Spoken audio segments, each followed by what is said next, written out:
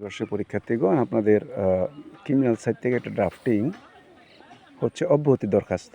এখন অব্যাহতি দরখাস্ত কি এটাকে বোঝা দরকার। অব্যাহতি দরখাস্ত হচ্ছে ক্রিমিনাল মামলায় যখন কোনো মামলা হয়, ধরেন থানাতে মামলা হলো, এই মামলাটা হওয়ার পরে কি করবে, মামলাটা তার বসে থাকবে না, মামলাটা পুলিশ তদন্ত করবে, আসামি ধরবে, রিমান্ড দিবে, ইত্যাদি ইত্যাদি বিষয় পর্ব শেষ করার পর পুলিশ একটা রিপোর্ট পাঠাবে। এই রিপোর্টটা যদি আসামিদেরকে দোষী সাব্যস্ত করে, আসামিরা দোষী বলে পুলিশ মনে করে, তাহলে হচ্ছে করবো হচ্ছে চার্জশিট দিবে। ওটাকে বলে চার্জশিট, মানে আসামিরা দোষী। আর যদি ফাইনাল রিপোর্ট দেয় তাহলে তার কথাই নেই, মানে তদন্ত করে সত্যতা পাওয়া যায়নি। এরপর এই মামলাটা যদি চার্জশিট দেওয়া হয় তাহলে মামলাটা বড় কোর্টে চলে যাবে, দায়রা আদালত হতে পারে, আর ছোটো হলে ম্যাজিস্ট্রেট কোর্টে চলে যাবে। মানে ধারার উপর নির্ভর করে এইটা কখনো দায়রাতে যায় এরকম। এখন আপনাদের যদি পরীক্ষা যদি আসে দায়রা আদালতে অব্যাহতি, তাহলে মানে হচ্ছে মামলাটা বড় ধারাতে এবং সেখান থেকে যাচ্ছে। পুলিশ যখন এটা রিপোর্টের ভিত্তিতে যখন এটা দায়রা আদালতে চলে যাবে, তখন একটা দরখাস্ত দিয়ে বলতে হবে যে পুলিশ যে মামলার মধ্যে অন্তর্ভুক্ত করেছে, মামলাটার মধ্যে কোনো সক্রিয়তা থাকার কোনো ভিত্তি নাই, এই সংক্রান্ত একটা বক্তব্য দেবেন যে আপনাকে আপনার আসামিকে ভুলক্রমে ইনক্লুড করা হয়েছে ইত্যাদি ইত্যাদি। এর জন্য প্রথমেই মানে মামলা যদি বলে দায়রা আদালতে অব্যাহতি দরখাস্ত, তাহলে আপনি কী বলবেন? প্রথমে যে হেডিংটা ঠিক রাখবেন, মোকাম।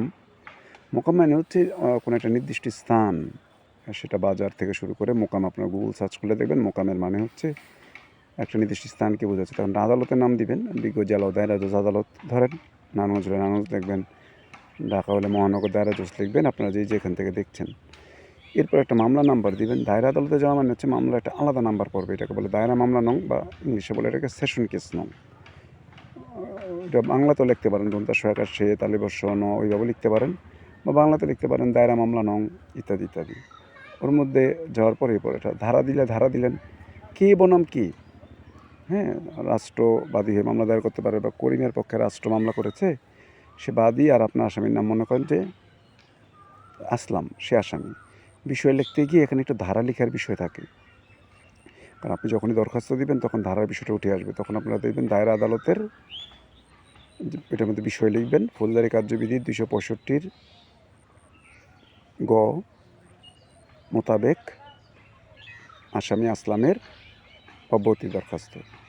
এরপর সাইড থেকে শুরু করবেন, হাতের বাম থেকে দরখাস্তকারী আসামিপক্ষের নিবেদন, এই যে ঘটনার সাথে জড়িত না ইত্যাদি ইত্যাদি, মামলার মধ্যে তাকে ভুলক্রমে ইনক্লুড করা হচ্ছে, অ্যাজ ইট ইজ যে কমন যে গাইডগুলি আছে এগুলি বিষয়গুলিকে লিখে এগুলিকে কভার করবেন। এগুলিকে কভার করার পরে আপনার ওই লাস্টের দিকে এসে প্রার্থনার মধ্যেই একই কথা বলবেন, ওই কথাগুলি কমন।